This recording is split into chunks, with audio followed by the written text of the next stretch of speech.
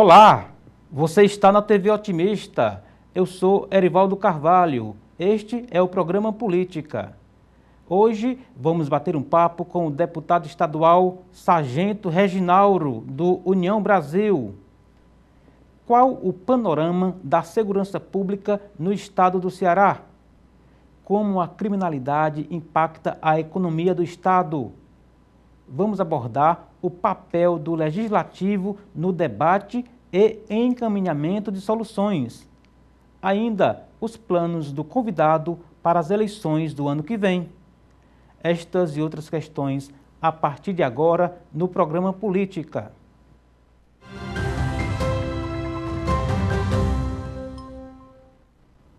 Reginauro Souza Nascimento é bombeiro militar e educador físico.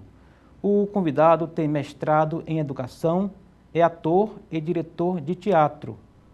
O entrevistado foi vereador de Fortaleza por 2 mandatos. Reginauro foi filiado ao PROS. Atualmente está no União Brasil. O convidado faz parte do grupo político liderado por Capitão Wagner.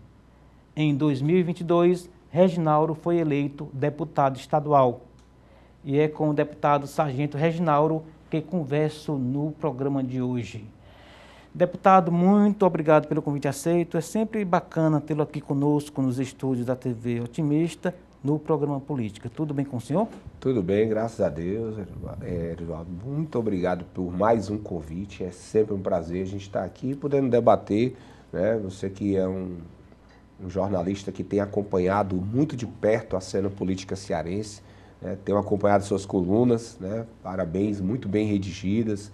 E isso é importante porque a sociedade precisa cada vez mais estar empoderada, né, de entender o que é a política, a dinâmica da política. Se a gente não tem veículos de comunicação que facilitem, se a gente não tem pensadores, articulistas que possam facilitar o entendimento, a compreensão do que é o cenário político, fica mais difícil para o povo escolher seus representantes. Então, por isso é sempre muito bom a gente ter esse tipo de espaço para a gente poder debater e levar informação à população. Muito bem, muito obrigado aí pela parte que nos toca.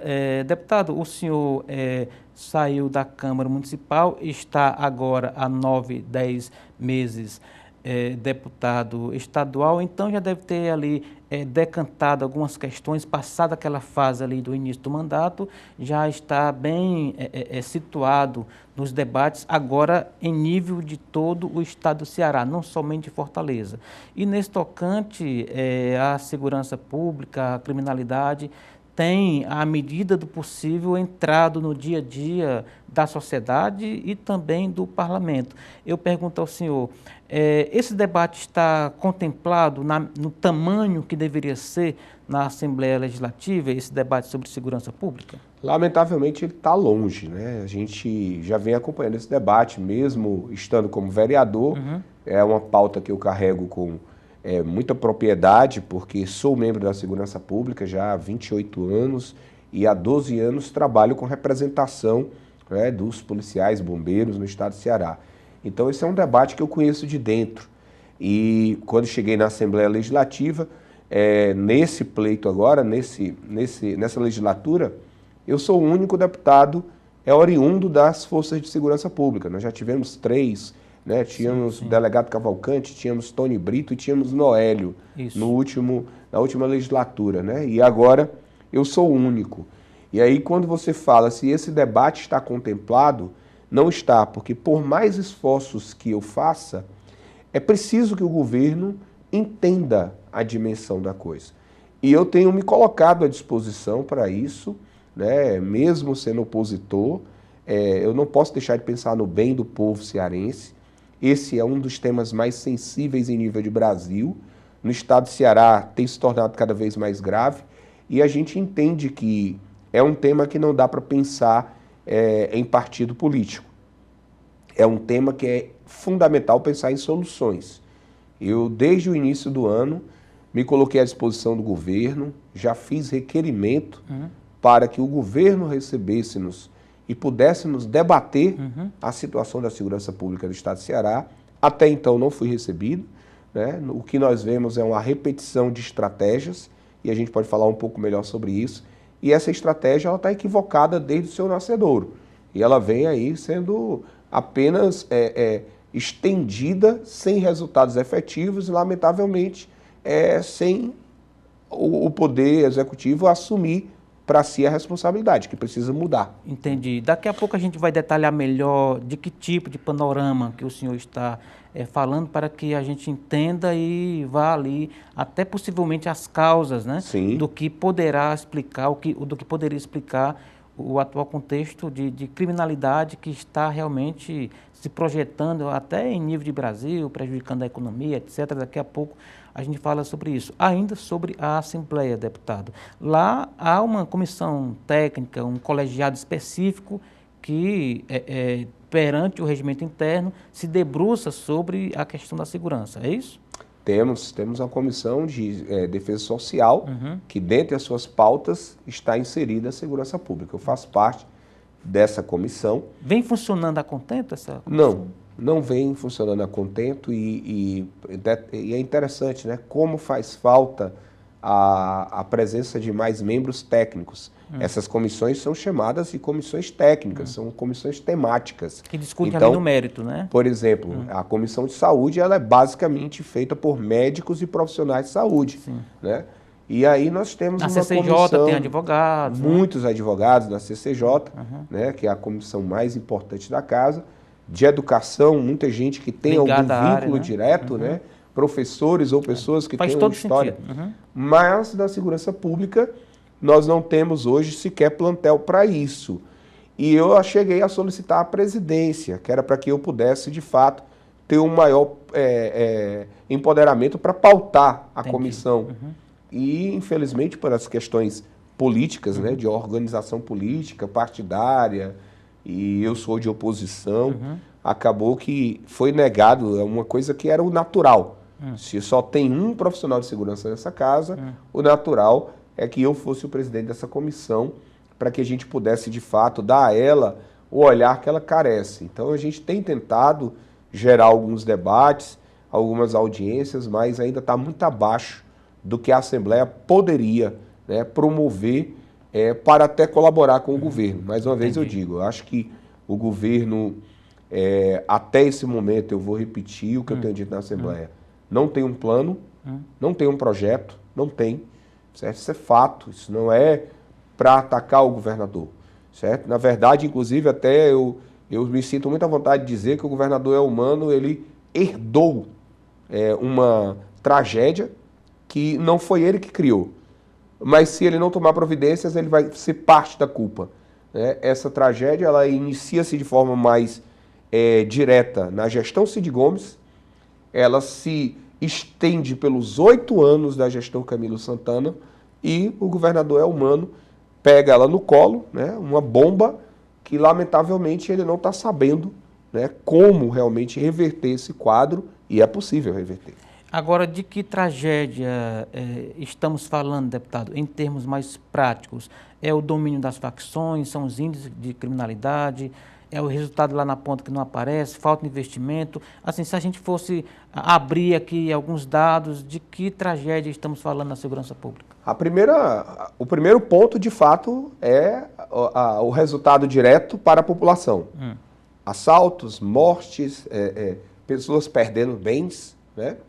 Você ter uma pessoa pobre, que o seu sonho de vida é ganhar uma casa própria, ela consegue, através das políticas de governo, criadas inclusive pelo próprio grupo que está no poder, né?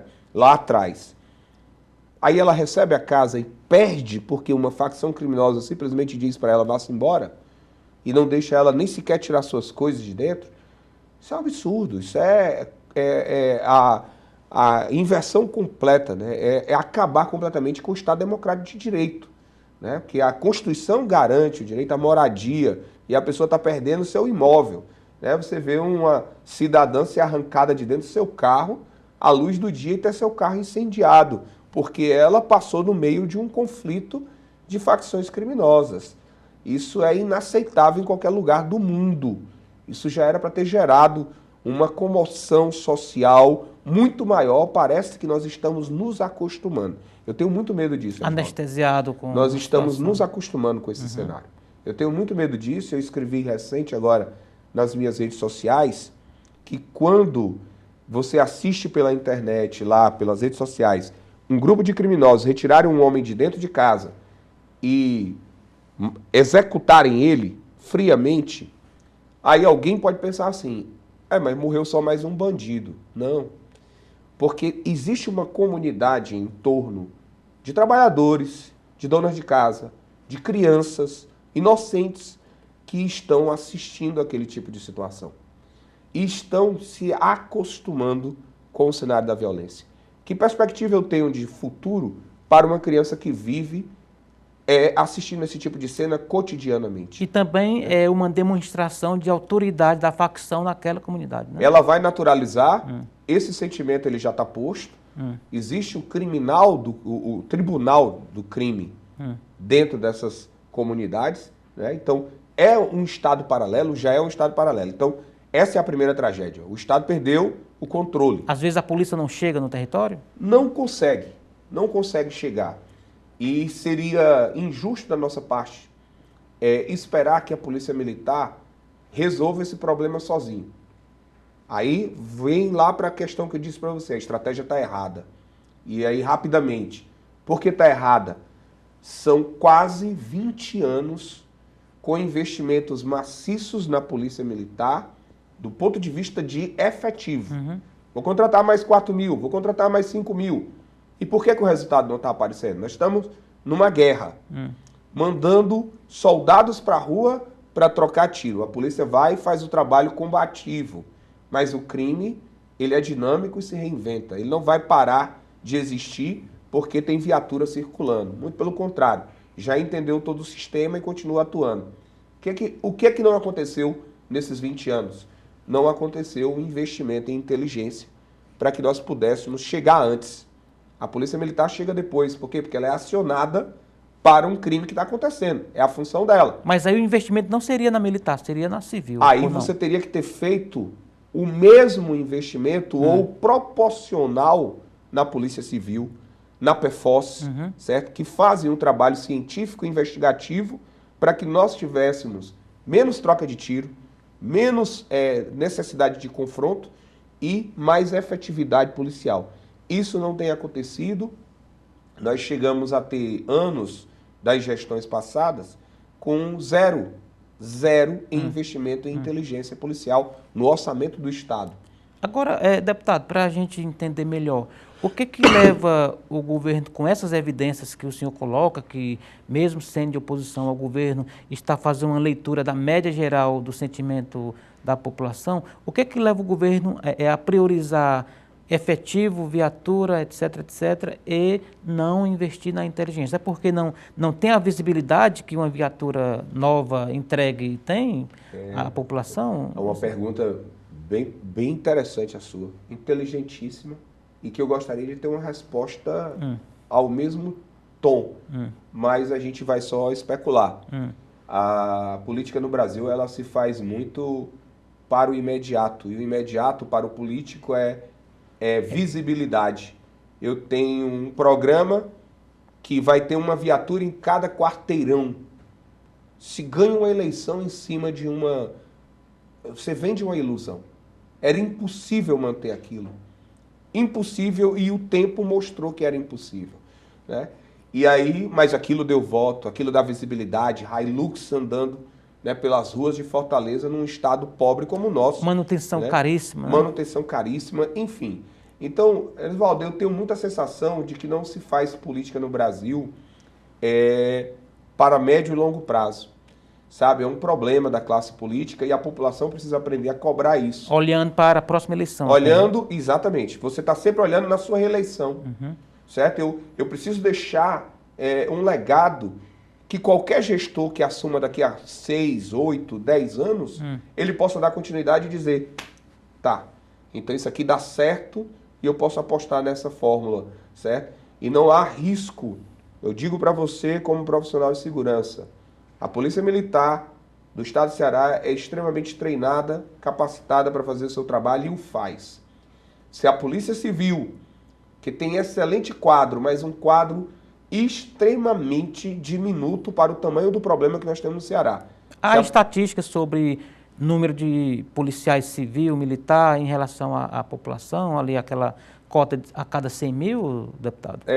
Existem indicativos para isso, mas vou fazer um comparativo com você. A Polícia Militar do Ceará está hoje com um efetivo em torno de uns 22 mil homens. Pernambuco tem mais ou menos o nosso mesmo referencial socioeconômico e já tem praticamente 30.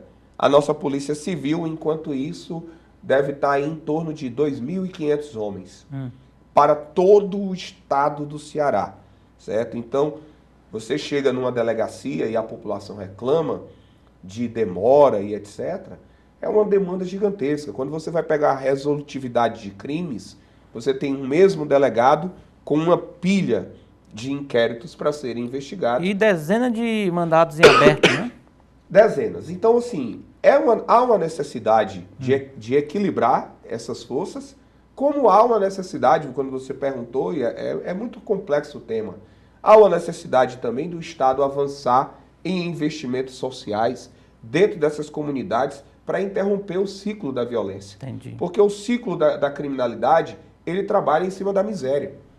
O ciclo da criminalidade, ele trabalha muito. Nós temos pessoas de classe média que entram por crime por opção? Sim. Mas nós temos uma gama gigantesca de soldados do crime que viram refém, né? Que viram refém. Por causa de um celular, de um tênis, por causa da perspectiva de ganho rápido, que lamentavelmente ele não vê cenário para ter. Entendi. Deputado, ficou bastante claro, vamos fazer um rapidíssimo intervalo, mas antes eu gostaria que o senhor deixasse aqui as suas redes sociais para quem quiser acompanhar o seu mandato e até mesmo seguir nesse debate relevante sobre segurança pública. Bom, então segue lá, @Sargento Reginauro, não confunde, não é Reginaldo, é Reginauro, certo? O RO no final aí, segue lá para a gente trocar informações. Muito bem, daqui a pouco a gente volta aqui com o convidado do programa Política de hoje, o deputado estadual Sargento Reginauro, do União Brasil. Não saia daí, a gente volta já.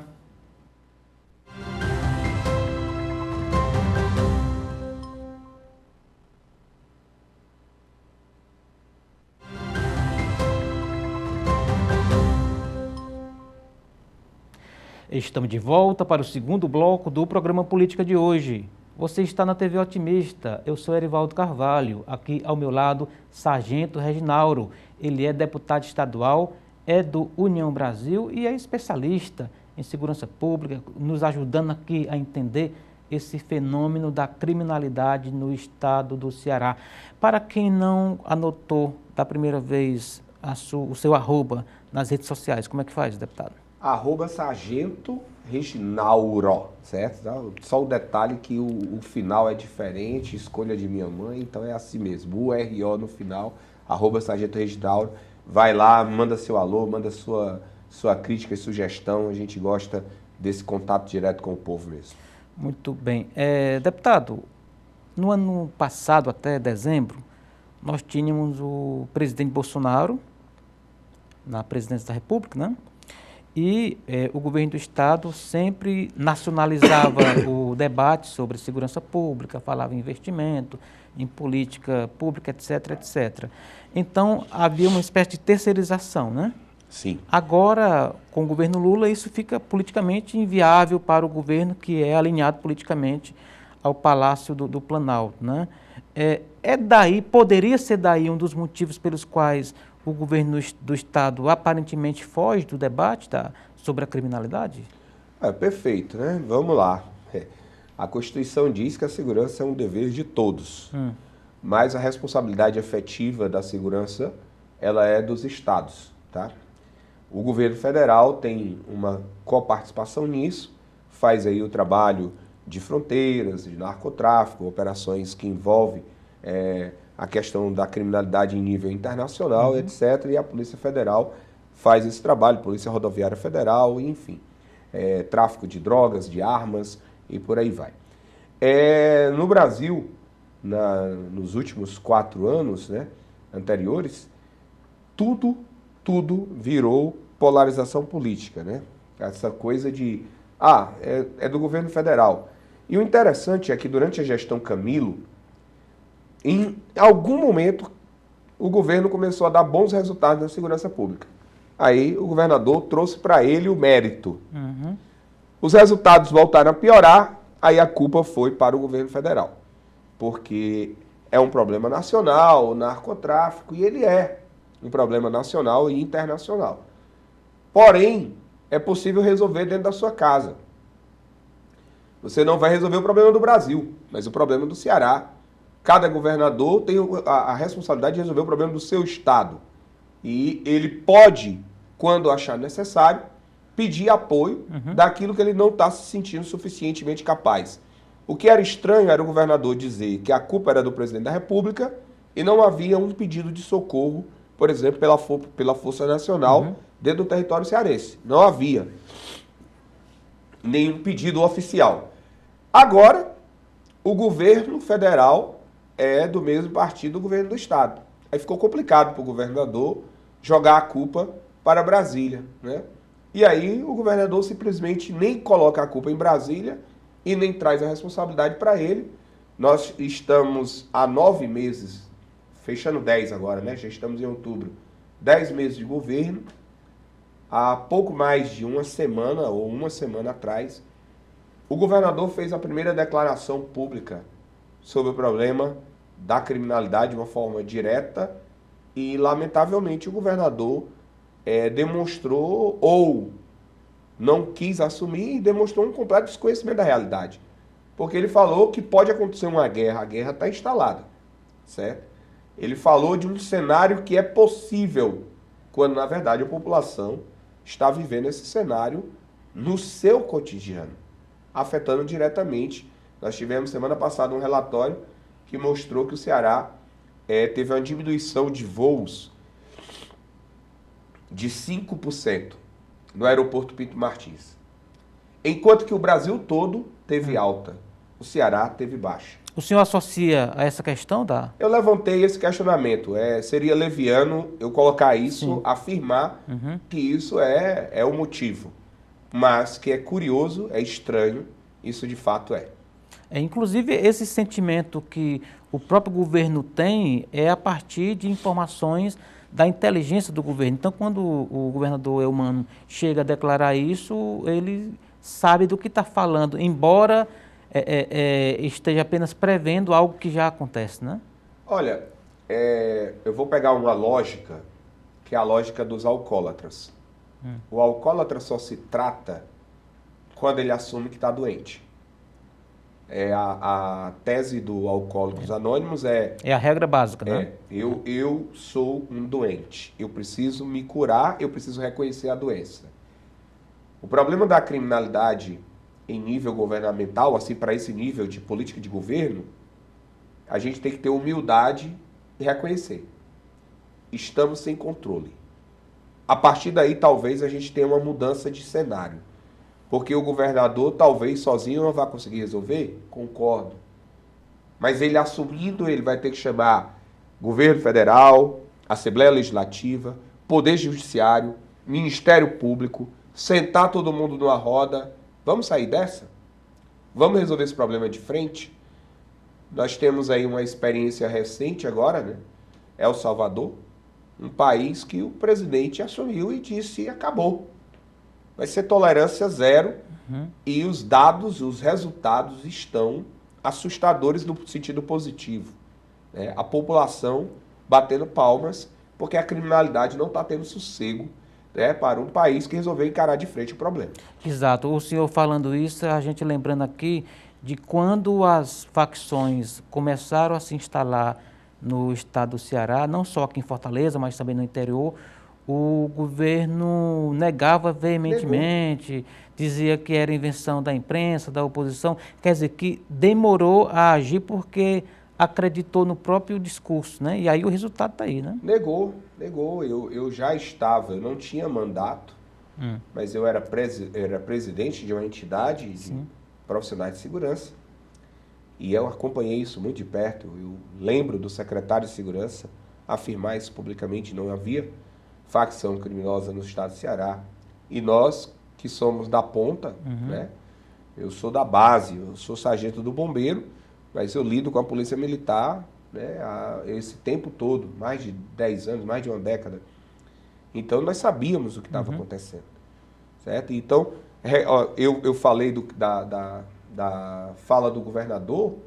O governador falou de uma possível guerra 2 dias depois, um dia depois, não me lembro agora ao certo. A polícia militar apreendeu 2 granadas na mão de um criminoso na periferia. Já foi apreendido fuzil, né? Armas de grosso calibre, armas de potencial de guerra estão na periferia de Fortaleza. Garotos transitando com armas nas ruas à luz do dia. Coisa que era uma imagem dos morros do Rio de Janeiro. Era a imagem do Rio de Janeiro, isolada, né? Não é mais, né? Fortaleza entrou nessa rota. Nós temos algumas dessas facções, né? Tem gente que não gosta de usar essa palavra e tal, mas enfim, é como o povo entende e a gente vai usar que o povo entende. Elas estão em guerra, houve um novo conflito interno, criou-se mais uma, isso piorou consideravelmente a situação na região metropolitana e é como eu estou falando. Quando ocorreram aqueles atentados agora recentes, de carros sendo queimados, Erisvaldo, quando eu falei de inteligência policial, é isso que eu estou dizendo. Eu passei dias na Assembleia falando que esse conflito estava acontecendo. A inteligência, ela consegue antecipar, né? Ela precisa antecipar. E evitar, claro. Existe recursos de sobra para isso, tá? Mas você precisa potencializar, você precisa empoderar. E aí, chegar antes é um ganho muito grande para toda a sociedade, é uma economia para o Estado, é o comerciante se sentindo à vontade de trabalhar, é a população se sentindo à vontade de estar na rua. Isso gera desenvolvimento, gera crescimento, gera bem-estar, né? Enfim, é inadmissível, Erisvaldo, que uma pessoa não possa ir ao posto de saúde porque ela vai atravessar uma rua que é um limite entre uma organização criminosa e outra. Sim. Certo? Então, olha a que ponto chegamos. O prefeito da cidade está aí com um projeto de postos de saúde em umas carretas. E a alegativa que foi usada, eu não estou questionando o projeto. Quanto mais saúde, melhor. Mas uma das alegativas é que justamente está acontecendo um problema de parte da população chegar ao atendimento por conta da guerra. Para não atravessar os territórios proibidos. Para não atravessar o território. Esse ano nós tivemos 2 garotos indo visitar o seu avô, atravessaram um território desse ingenuamente e foram assassinados. Então, olha a que ponto nós estamos chegando. Ao invés de nós irmos para a causa, nós vamos ficar criando... Aí como é que a gente vai fazer? A gente vai fazer uma escola itinerante? Porque aqui às beiras da Washington Soares, nós temos uma escola pública que a Washington Soares era a linha divisória. Chegou a ter problema do aluno de um lado atravessar para frequentar a escola. É inadmissível que toda a sociedade, vamos nos responsabilizar. Nós não poderíamos estar assistindo isso como se isso fosse normal. Ou se não chegou até você porque mora numa área mais segura e simplesmente você fazer de conta que isso não é com você.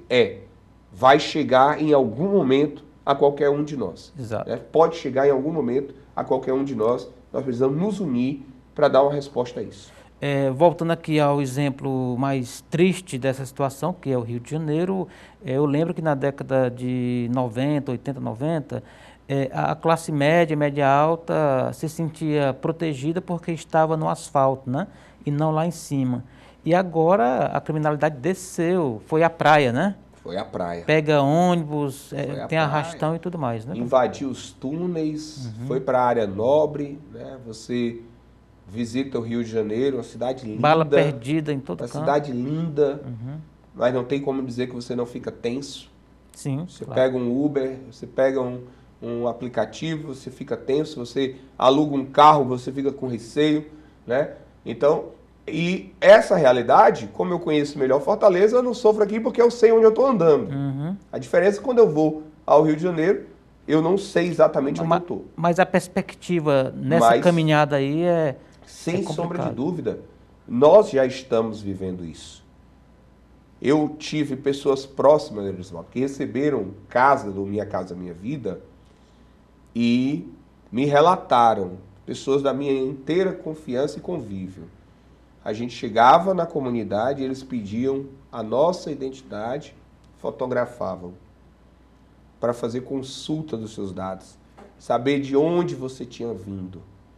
Celulares das pessoas eram tomadas, às vezes, para saber com quem ela falava, que tipo de grupo de WhatsApp ela tinha no seu celular. E também aqueles detalhes, entre aspas, que é de domínio público, né? De que o motociclista tem que tirar o capacete, o Uber do carro tem que estar aberto. Tem que baixar. Eu já passei por isso. Inclusive alguns que estão agora preferindo, infelizmente, usarem carros com vidro sem fumê. Justamente por conta da visibilidade. Numa cidade quente como a nossa, mas é isso. Eu já passei por isso. Eu fui dar carona a uma pessoa. Entendi. E estava, inclusive, acompanhado da minha esposa. Entrei na comunidade. Nesse fato, eu fui ingênuo. Né? Apesar de ser um profissional de segurança, mas estava com o vidro levantado, distraído, conversando. E uma pessoa sinalizou para mim, um cidadão, um morador. De fora, ali, um pedestre, né? E disse, deixa eu só dar um conselho para o senhor, baixe o vidro, porque há poucos dias atrás um motorista de aplicativo perdeu a vida aqui dentro. Aí, opa. Né, isso aqui em Fortaleza? Já, aqui em Fortaleza, né? Na periferia de Fortaleza. Então, é uma situação muito delicada, né, que eu quero só deixar claro para quem está nos assistindo. Isso tem solução, tá? Isso tem solução. Nós não podemos dizer que o Estado, com todo o seu poder, que o Estado tem um poder, ele detém o poder. Ele tem um recurso, ele tem a lei, ele pode usar o que ele puder, o que ele tiver ao alcance para resolver essa situação. É preciso disposição, vontade, coragem e a gente consegue reverter esse quadro. E isso é muito maior e mais importante do que não querer dizer que herdou o problema, porque aí você está apenas estendendo o próprio problema, né? Claro, porque quem se coloca à disposição para um cargo executivo, sabe do que vai encontrar, certo? Quem for o próximo prefeito de Fortaleza deve saber, tem que saber, tem um dever de saber quais são os maiores desafios para Fortaleza agora. Quem assumiu o governo do Estado já sabia, por exemplo, nós tínhamos 2 grandes gargalos, a segurança pública, caótica, a saúde pública, com pessoas passando 2 anos numa fila para fazer uma cirurgia, 3 anos, 4 anos. Foram as 2 grandes promessas de campanha para o povo, né, se convencer. Elegeu em primeiro turno, de uma forma indiscutível. Então está na hora dessa mesma população que está sofrendo ainda as consequências disso tudo, cobrar. Não compete só a mim, eu estou no cargo, na função, mas nós vivemos um regime democrático. Eu fui eleito pelo povo para fazer isso. Isso não isenta o povo de também cobrar, inclusive de mim, dos demais 45 deputados e do governador do estado, que tem a caneta na mão para tomar as providências. Na média geral, deputado, se comenta, se especula, se avalia que a relação política entre o governador Eumano e o senador, hoje ministro Camilo Santana, meio que bloqueia o fato de Eumano poder vir a público assumir que a segurança pública está à beira do descontrole e daí o debate não avança, medidas não são tomadas. Essa avaliação faz sentido para o senhor? Olha, não tem como não culpabilizar o ex-governador Camilo por uma boa parte do problema que está aí. Foram 8 anos no poder, né? E, lamentavelmente, eu sou muito crítico a isso. O ex-governador, o ministro, tem uma avaliação do povo cearense altíssima. Eu não consigo entender, porque avaliações se fazem em torno de resultado. É para isso que se avalia. E você vê resultado. Na iniciativa privada, ninguém é avaliado se não dá bom resultado. Na pública, deveria ser a mesma coisa. Como eu posso avaliar bem um gestor que de 2 dos principais temas daquilo que mais fere ao povo foi altamente incompetente? Segurança pública e saúde. Então, se eu não dou essas 2 respostas, pelo menos, eu não posso dizer que esse é um bom gestor, ainda mais depois de 8 anos. Então, assim, de fato, o governador atual parece ter dificuldade. O ministro da Justiça veio aqui, disse que na mesa direita, na gaveta direita da mesa do governador, foram as palavras do ministro da Justiça. Tem um documento em branco, assinado por mim, para ele fazer o que for necessário pela segurança pública do Estado do Ceará. Até agora, parece que esse documento ou não foi usado, ou ele não existe, ou não está havendo, de fato, interesse de fazer. Entendi, deputado. Vamos fazer mais um intervalo. Daqui a pouco a gente volta aqui com o terceiro bloco do programa Política de hoje, com o deputado estadual Sargento Reginaldo, do União Brasil. Não saia daí, a gente volta já.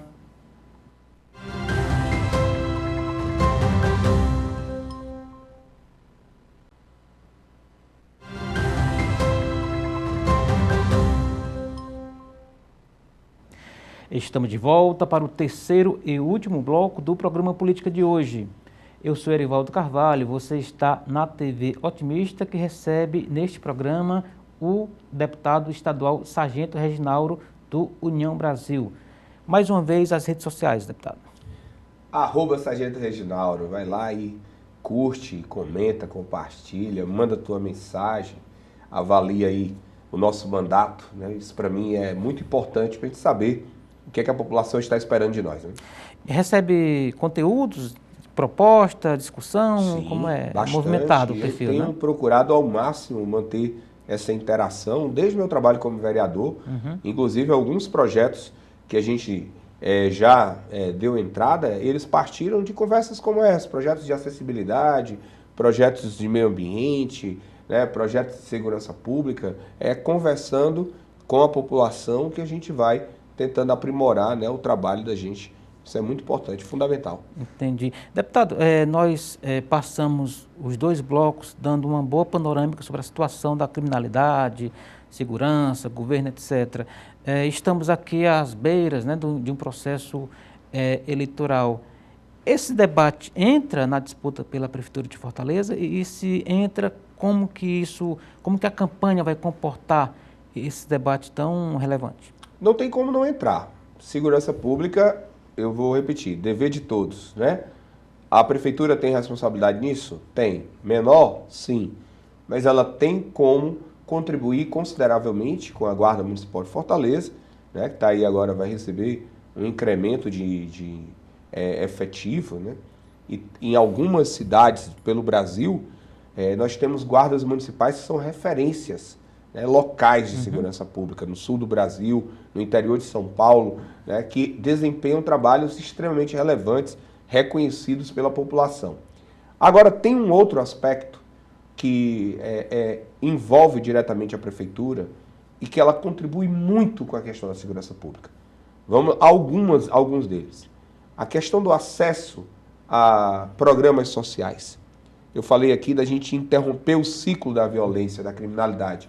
A gente precisa que o Estado, a gente precisa que o poder público esteja cada vez mais perto, ofereça cada vez mais alternativas para a população. Esporte, cultura, saúde, a própria questão da iluminação pública, Oswaldo. A própria questão dos parques, das nossas praças serem bons atrativos. Quanto mais pessoas na rua, menos o cenário é favorável para o criminoso. Ele gosta de ruas desertas, ele gosta de ruas escuras. Fortaleza é uma cidade iluminada há quanto tempo? Ainda muito abaixo do que se prometeram nas últimas gestões. Me parece, assim, impressão minha, né, quando eu circulo à noite, é de que as avenidas são relativamente bem iluminadas, né? Mas dentro dos bairros, nas ruas coletoras chamadas, né? Nas ruas secundárias, antigamente se falava assim, a luminosidade já é mais precária. Muito, né? Muito precária. Eu me lembro até que isso já foi pauta de promessas de campanha, a história dos LEDs espalhados pela cidade, não foi honrado, né? E nós temos, sim, áreas da cidade muito escuras, isso é ruim, né, para a questão da segurança pública, e nós precisamos avançar na iluminação, avançar na identificação via câmeras. Esse é um debate que eu comecei na Câmara Municipal, e estou colocando ele em discussão na Assembleia, a questão da identificação por câmeras, né? Vai ser utilizada agora no Castelão, para saber a identificação facial. Quem são aqueles torcedores que estão depredando patrimônio público, estão cometendo crime dentro do estádio. O Castelão vai começar a utilizar e depois, essa tecnologia. Fora, né, ou antes do jogo, né? Isso é fundamental. Agora, esse debate, ele também precisa ser aprofundado, porque há ainda uma parte da sociedade que acha que isso é mais invasão do poder público, monitorando da privacidade, né? a privacidade. Só que nós temos agora que elencar prioridades. O que é mais importante nesse momento? Eu resolver o problema da segurança pública ou eu de fato estar preocupado se eu estou sendo visto por um ente público? Isso. Observe só como isso é delicado, Erisvaldo. Você pode chegar para uma consulta, vou para outro órgão, você pode chegar para tirar um documento. Está do teu lado um criminoso com um mandato em aberto. E você não sabe. Mas se nós tivéssemos o vídeo monitoramento funcionando no Estado, na hora que esse camarada entrou, esse criminoso entrou no órgão, ele seria identificado, seria acionado e a polícia iria chegar e devolvê-lo para o judiciário. É interessante que as câmeras que estão ajudando no patrulhamento nas ruas têm dado excelentes resultados, identificando carros que foram furtados, etc. A polícia chega ali na hora, consegue evitar grandes crimes. E a população e o governo precisam entender que essa tecnologia ela tem que estar aí à disposição para nos ajudar. Exatamente. Inclusive, há pesquisas nesse sentido, né, de que a população ela está disposta a abrir mão de parte de sua privacidade em função da segurança. Por exemplo, Londres é uma das cidades mais vigiadas do mundo e também, não por coincidência, é uma das mais seguras, né? Então a gente tem que... os bons modelos, você falou Londres, temos vários outros espalhados pelo mundo, os bons modelos estão aí para ser copiados. E principalmente quando se fala de segurança pública. Se o nosso modelo está dando errado, a gente precisa entender isso. Então vamos importar tecnologia, vamos importar programas, vamos ver onde deu certo, como. Né? Medellín era uma tragédia. E Medellín conseguiu resolver. Não é o céu, mas comparado ao que já foi, é uma cidade que virou referência. Nós temos vários casos bem-sucedidos pelo mundo afora que nós podemos realmente, de fato, observar onde eles acertaram, onde nós estamos errando, e aí volta para a sua pergunta inicial. E nesse sentido, o poder público municipal, e lá em Medellín, foi política local que resolveu o problema.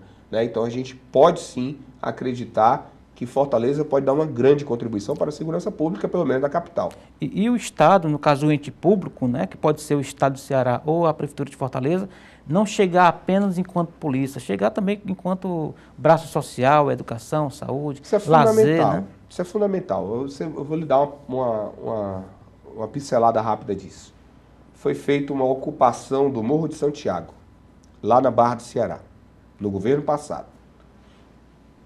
Área conflagrada de crime, fez-se uma mega operação, muitas viaturas, bandeira do Estado, bandeira da polícia. Ok. Por quanto tempo você consegue segurar essa situação? Convido o governador ou qualquer político ou jornalista, vamos fazer uma visita ao Morro de Santiago, hoje. Eu fui, ano passado. É onde tem aquelas guaritas elevadas, não? Ali lá em cima não. Lá em cima tem um posto da polícia, onde ficam 3 policiais que, para eles chegarem lá, eles precisam ir em grupo. Certo? Eu, para chegar lá em cima, fui escoltado. Então, essa é a realidade. Por quê? Porque junto com essa mega operação, o poder público tinha que ter chegado com todo o resto. Urbanização, projeto social, vida para aquela comunidade. Aí você, de fato, teria mudado a realidade daquele lugar. Não dá para você dizer que você vai ficar ali com 10, 15 viaturas da polícia permanente para manter aquele lugar e o resto da cidade. Aí o crime só migra, se movimenta, Quando a polícia tentar se deslocar, ele vai e reocupa. Projetos como esse foram feitos no Rio de Janeiro, foram extremamente mal sucedidos, não é o caminho. Entendi. De maneira geral, o senhor é do União Brasil, do grupo do pré-candidato Capitão Wagner, e temos aí esse cenário de governo de estado, prefeitura. Começando aí, já dando desconto, claro, como é que está a gestão José Sarto Nogueira, deputado? Olha, a avaliação está dada. O povo é o termômetro e, lamentavelmente, a avaliação pública que se tem da gestão do prefeito Sarto não é boa. Passei 4 anos como oposição ao prefeito na Câmara, né, e saí, né, o trabalho continua, mas a avaliação do prefeito não é boa, está muito ruim, tem muitas carências, erraram muito na questão da saúde pública, com a falta de planejamento no fechamento de Gonzaguinhas, Frotinhas, etc.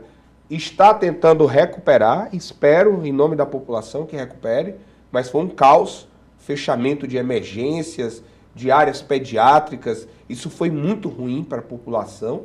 A saúde básica, ela é fundamental para que a gente tenha, de fato, uma qualidade de saúde numa cidade, né? E aí, era postos em reforma, UPAs em reforma, frotinha, tudo ao mesmo tempo, isso gerou um caos, né? E nós temos, sim, a necessidade de avançar em aspectos sociais e, lamentavelmente, a gente não viu. O prefeito vai entrar numa campanha de reeleição com muita dificuldade. Nós estamos, lógico, num grupo de oposição. Vamos continuar, né? Temos um pré-candidato, continua nosso pré-candidato, que é o Capitão Wagner. Considero, de fato, a maior liderança de oposição do estado do Ceará, né, desses últimos 20 anos. O nome que realmente despontou, que mostra força diante de toda a máquina pública que vem dominando aqui o nosso estado e a prefeitura, né? E que eu penso que a população já entendeu, está na hora de mudar o rumo, e mudar de fato, né? Capitão Wagner está vivendo nesse momento uma experiência de executivo à frente de uma secretaria de saúde. Isso agregou ao perfil dele? Sem sombra de dúvida, porque não vai ter mais, Erivaldo, como ficar levantando suspeitas de que um policial não é capaz de administrar uma cidade ou um estado, certo? Isso era extremamente preconceituoso, né? Nós temos militares dentre os mais qualificados e capacitados, tanto na polícia, no bombeiro, como nas Forças Armadas, enfim, está aí o governador de São Paulo, que é um homem oriundo das Forças Armadas. Capitão Wagner foi convidado aí a Maracanaú, esse grande desafio, está dando muitas respostas positivas, resultados que a população é quem está mostrando isso, e agora vai para um debate onde ele vai poder mostrar essa experiência. Sim. E mostrar que quando você tem você tem vontade de fazer, se cerca de um bom time, você consegue sim fazer uma boa administração. Agora, mas dá para comparar Maracanaú com Fortaleza, a sua dimensão, a complexidade, etc? É claro que não, né? Nós temos a 4ª maior capital do Brasil para administrar, com problemas históricos, né, com grandes desafios. É óbvio que é mais difícil. Um bairro grande de Fortaleza é maior do que Maracanaú, né? Mas eu digo para você, Erivaldo, tipo, você é um dono de casa, um pai de família, que ali está só você e sua esposa administrando suas contas. Aí vem um primeiro filho, ele se reorganiza e consegue botar o orçamento dentro daquela nova realidade. Nem estava esperando ver o segundo. Ele faz mais um esforço, organiza seu orçamento para poder dar condições aos 2 filhos. Eu estou fazendo um exemplo bem primário, mas para entender que administrar uma cidade como Maracanaú, que não é uma cidade pequena, um dos maiores orçamentos do estado, administrar uma cidade como Fortaleza, que tem problemas muito maiores, mas a lógica é muito parecida. Entendi. Eleger prioridades, saber de onde se economizar e para onde nós temos que demandar mais energia, esforço, que é algo que, por exemplo, nós não estamos vendo em nível estadual. Nós temos dificuldades orçamentárias e o governo do estado optou em ampliar gravemente a máquina pública com a criação de mais 15 secretarias. Então, é muito difícil Governar é eleger prioridades, né? Governar, de fato, essa frase resume. É eleger prioridades, sim. E é ouvir do povo quais são as suas prioridades, onde é que está doendo mais, porque o dinheiro é dele. Entendi. O dinheiro não é do governador, o dinheiro é nosso. Como é que está o diálogo com outras forças de oposição, basicamente o PL e o Partido Novo, deputado? Olha, vai ser uma eleição das mais disputadas, talvez, aí dos últimos tempos, né? Nós temos uma disputa até dentro do próprio governo do estado, de quem é o candidato. Nós temos o prefeito já dizendo que é candidato à reeleição. Nós temos o capitão Wagner como pré-candidato. André Fernandes e Carmelo Neto despontam como nomes dentro do PL. Priscila Costa apareceu esses dias também como um nome possível. Eduardo Girão, senador da República, pelo Partido Novo, né? Então, é um cenário bastante disputado. Acredito que é possível, sim, unir as forças de oposição para uma única chapa, né? E conseguir, de fato, fazer uma frente às duas máquinas públicas e, de repente, seria a nossa grande possibilidade de virar esse jogo. Para a gente finalizar o programa, é uma disputa em 2 turnos ou em 1 turno? Olhando hoje, né? Claro. Hoje, eu diria que de 2 turnos. Hoje, a análise de hoje, ela não aponta para uma possibilidade do que aconteceu, por exemplo, na eleição de governo. Entendi. Deputado Sargento Reginaldo, nosso muito obrigado, gostei demais do papo, apareça outras vezes, tá certo? É sempre bacana tê-lo aqui conosco.